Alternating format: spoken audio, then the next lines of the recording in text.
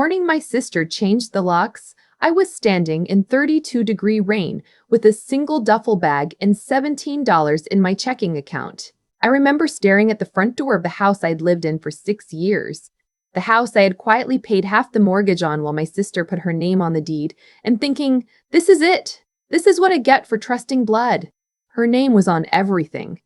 Mine was on nothing. That was the arrangement my mother had insisted on, back when I moved in after college, back when the story was that I was helping the family, contributing, doing the right thing. You can trust your sister, my mother had said. She would never do you wrong. I knocked twice. I heard footsteps, then silence, then nothing. I sat down on the front step in the rain and called my mother. She picked up on the second ring. "Sweetheart," she said before I even spoke. "Not what happened. Not are you okay?" Just that one word, soft and practiced, like she already knew and had already decided which side she was on.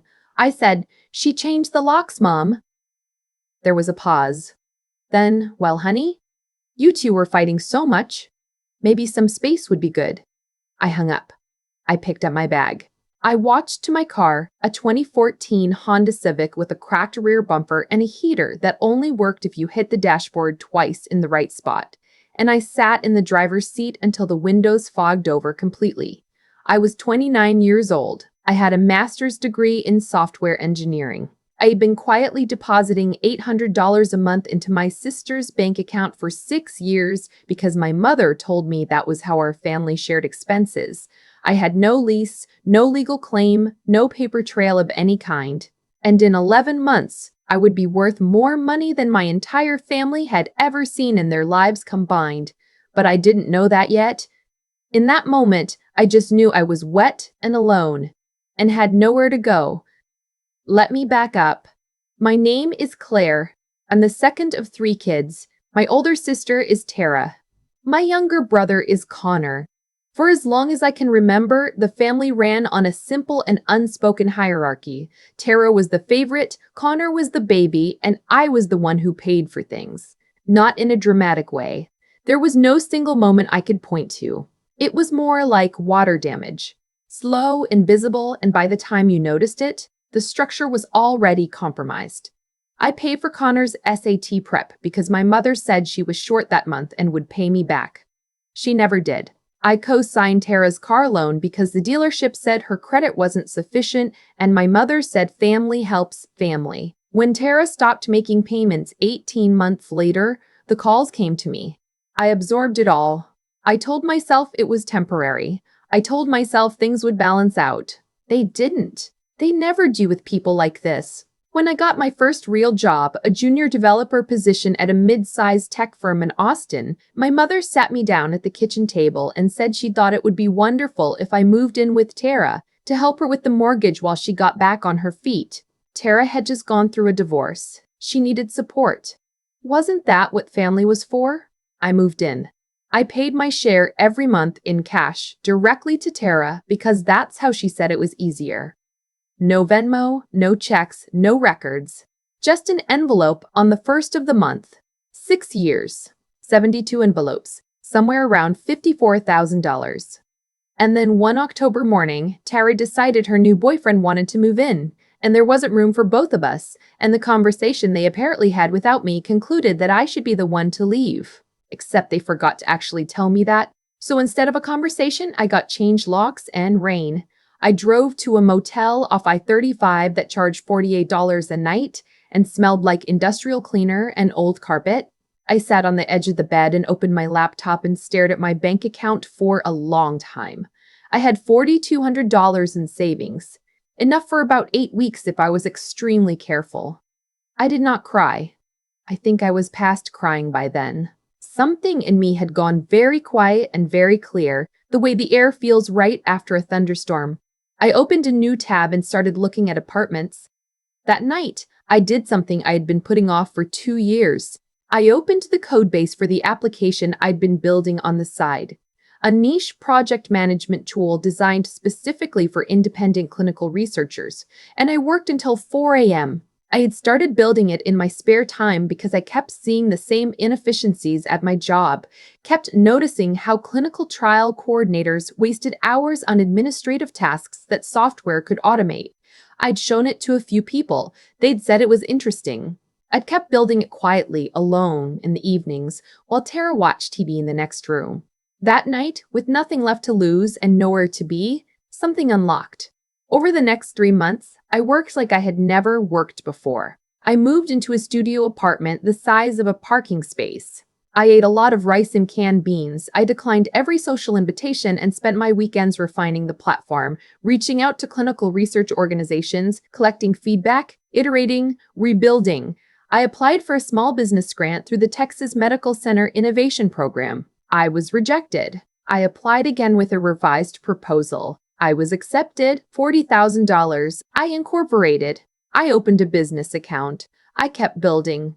By month 7, I had 22 paying customers. By month 10, I had 61. The recurring revenue was modest but real, and I had started conversations with a Series A venture firm based in Houston who had found me through mutual contact at a healthcare conference. I was so deep in the work that I barely noticed the world around me. I barely noticed when Connor texted asking to borrow money for a transmission repair. I said no for the first time in my adult life and turned my phone face down and kept working. And then on a Tuesday afternoon in late September, I got on a call with the lead partner at Meridian Health Ventures. The conversation lasted 45 minutes. At the end of it, she said, "We'd like to lead a Series A round. We're thinking $6 million to start, with a valuation of $22 million. We'll send the term sheet this week." I said, "Thank you very much. I'll review it with my attorney." I hung up the phone. I sat completely still for approximately 4 minutes. Then I went into my tiny bathroom and stood over the sink with the cold water running and just breathed.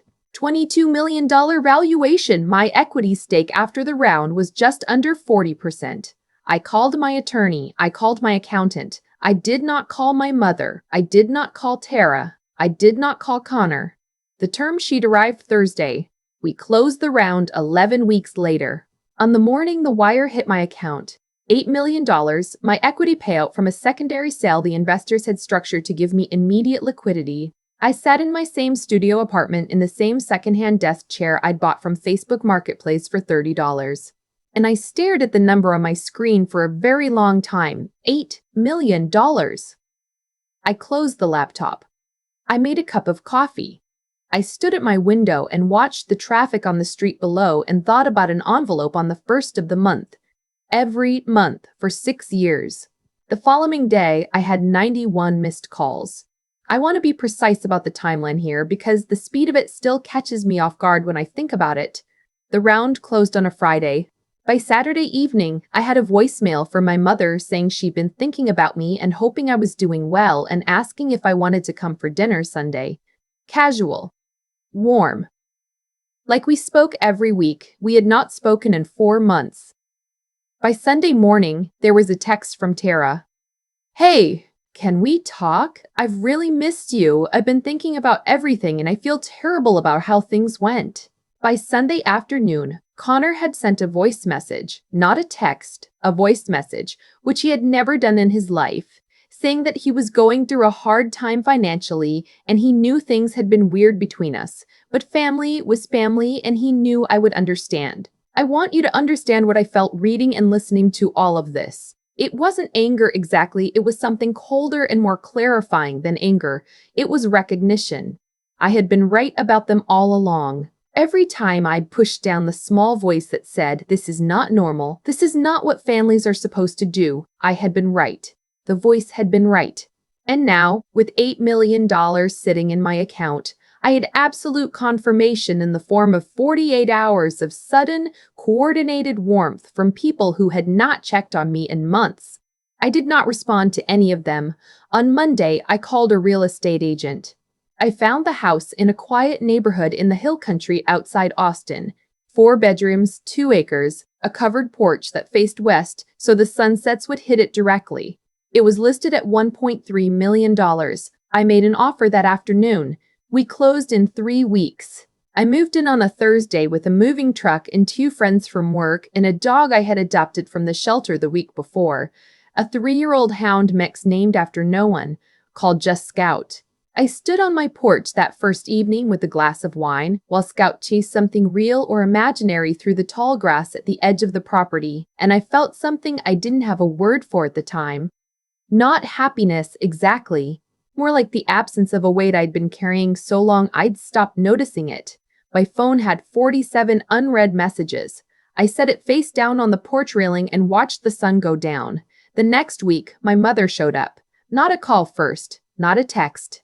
She drove 3 hours from San Antonio and appeared at my gate on a Wednesday morning at 9:15 in her good church clothes, holding a Tupperware container of the banana bread she used to make when I was a child. I watched her on the security camera for a moment before I responded to the intercom. "Mom," I said, "you should have called." "Sweetheart, I was in the area." She wasn't. San Antonio is 3 hours south. There is no "in the area" that applies here. "I just wanted to see how you were settling in."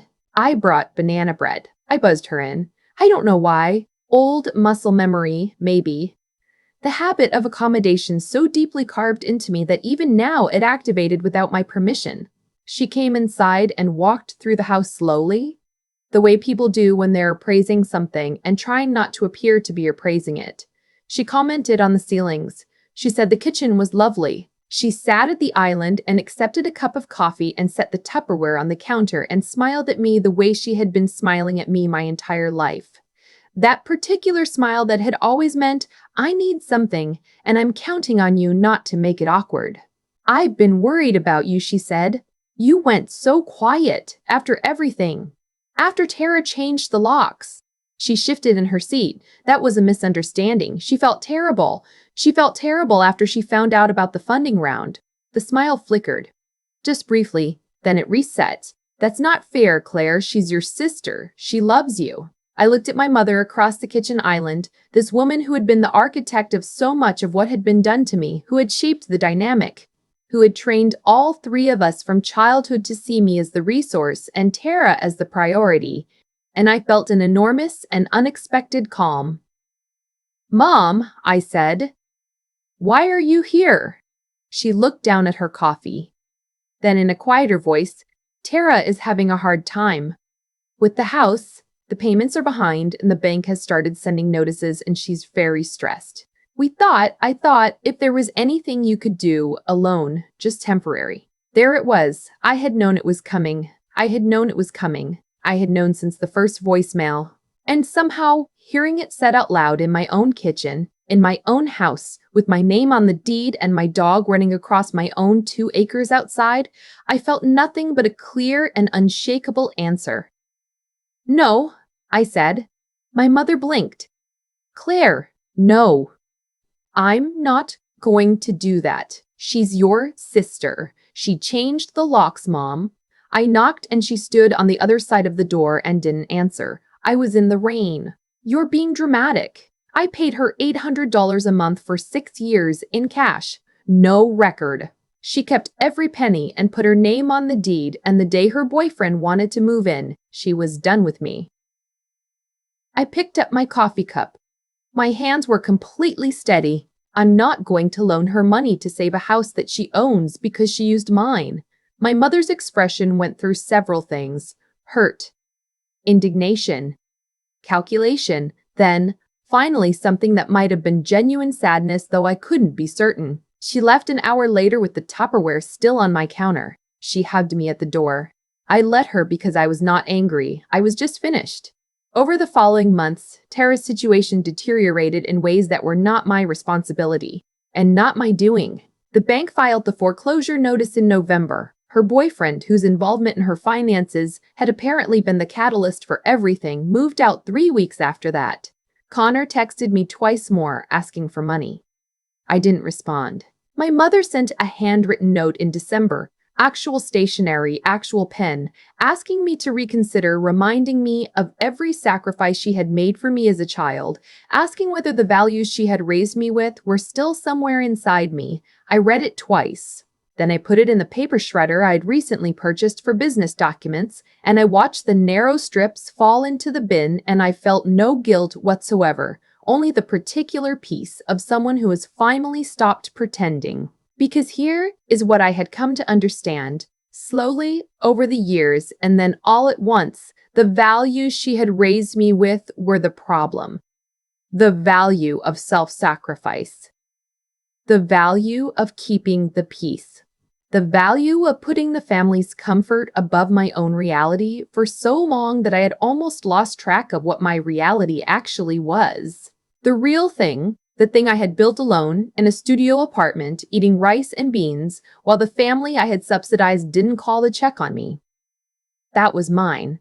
Every line of code, every grant application, every rejection and revision and late night and early morning. Mine, and the life I was building with it was mine too. The Apex Innovation Center. I want to be clear, I didn't name it that, but the incubator I quietly funded and helped establish through the UT Austin McCombs School of Business was real, and it opened on a clear morning in April. And I stood outside it holding a pair of scissors and felt something that I can only describe as alignment. We funded 12 early-stage startups in the first cohort. 8 of them were founded by women. 3 were founded by women. 3 were founded by first-generation college students. One was a 23-year-old from San Antonio who reminded me in her seriousness and her quiet hunger of myself at that age. I shook her hand. I told her to protect her equity. She laughed, and then she seemed to realize I was not joking, and she nodded. My mentor, an angel investor who had believed in the platform before anyone else, stood next to me as the cohort filed into the building. He'd been in my corner since month 8, when he'd seen my pitch deck at a healthcare tech meetup and sent a cold email that I almost ignored. He's the one who'd introduced me to Meridian. How does it feel? He asked. I thought about my mother's handwritten note in the shredder. I thought about Tara standing behind a door that she had locked with money I gave her. I thought about 48 hours of voicemails appearing the day after a wire transfer. It feels like the right foundation, I said. He nodded. Those are the only ones worth building on. I've thought a lot since then about what it means to be the person in a family who gets used, because it's never announced. No one sits you down and says, we've designated you the one who absorbs, the one who funds, the one who won't make it difficult. It's just assumed and then reinforced, and then if you accept it long enough, it becomes your identity inside that system, and the system depends on you not examining it too closely. The thing no one tells you is that being pushed out is sometimes the most honest thing a family can do for you, because until they changed those locks, I was still showing up, still paying, still hoping that the next month, the next year, the next version of the relationship would be different. The locked door was the first true thing they'd ever given me. It forced me into a studio apartment with nothing but my own capability, and it turned out that was more than enough. I don't hate them. That's the part I think people expect to hear, and it's the part I have to disappoint. I don't hate Tara, or Connor, or even my mother. What I feel for them is much simpler and much more final. I'm done, not dramatically, not with a speech or a confrontation or a satisfying moment of telling them off. Just done, the way you're done with a chapter when you close the book. It happened, and now something else is happening, and the two things don't need to be connected anymore. Tara's house was sold in foreclosure in February. My mother is still in San Antonio. Connor is, as far as I know, still Connor. I have 2 acres in the hill country and a dog named Scout and a company that is currently in conversation about a Series B that will put the valuation somewhere I still have trouble saying out loud without laughing. I have a porch that faces west and sunsets I watch without checking my phone. I have a life built on the one foundation that never required anyone else's approval to be real. And every morning I wake up in my own house with my own name on the deed, and I think about that envelope on the first of the month for 6 years, and I feel not bitterness, not triumph exactly, just a clean, uncomplicated gratitude for the door they locked. Because they didn't just lock me out of a house, they accidentally set me free. If you've ever been the one in your family who was expected to carry everything while receiving nothing in return, drop your story in the comments. You're not alone in this. And if something here resonated with you, subscribe to Comfort Stories. We're building something real here, one story at a time. I keep coming back to that image of the envelope. First of the month, every month, for 6 years. $800 in cash slipped under a door by someone who genuinely believed that doing the right thing would eventually be returned in kind. It wasn't naivety exactly. It was something more like a long, slow failure of self-respect, the kind that doesn't announce itself but builds quietly, month by month, until the person handing over the envelope starts to feel like that's just who they are. The giver, the one who holds things together, the one who doesn't make it difficult. What I understand now, on the other side of all of it, is that the life I built wasn't despite what my family did to me. It was because of the specific character I had to develop in order to survive it. When you can't rely on the people who are supposed to have your back, you learn something most people never have to learn: how to be genuinely honest with yourself, about what you're worth, about what you're capable of, about the difference between loyalty and exploitation. That honesty is not a small thing. It is the foundation of everything that came after. The grant application I revised and submitted a second time after being rejected, that required knowing without anyone telling me that the work was good enough to try again. The decision to stop answering Connor's texts, to say no for the first time in my adult life, that required being clear-eyed about a pattern I had been softening and excusing for years. Integrity, the real kind, isn't about following rules. It's about seeing situations as they actually are, not as you wish they were, and acting from that clarity even when it costs you something. The thing that actually built the company was simpler than people want to hear. It was just persistence inside a very small apartment, with no audience and no encouragement on nights when nothing was working and no one was checking on me. There's a version of resilience that looks dramatic from the outside, the person who survives the obvious crisis. But the resilience that actually changes your life is quieter. It's the Tuesday evening when you're tired and discouraged, and you open the laptop anyway. It's the accumulated weight of 10,000 small decisions not to quit. And then there is something harder to name, something that sits at the intersection of judgment and wisdom. I had the technical skill to build the platform long before I built it. What I didn't have for years was the discernment to understand which relationships were worth protecting and which ones were slowly hollowing me out. Tara's locked door, as brutal as it was, forced that discernment. It asked me to finally see what had always been true and to act accordingly. Claire, on a Tuesday at 4 a.m. in a parking lot motel, made a choice that looked like nothing, just opening a laptop because there was nothing else to do. But choices made from that kind of stripped-down clarity tend to compound. They build on each other, and eventually they become a life that actually belongs to you. The door they locked was the first honest thing they gave me. I'm still grateful for it.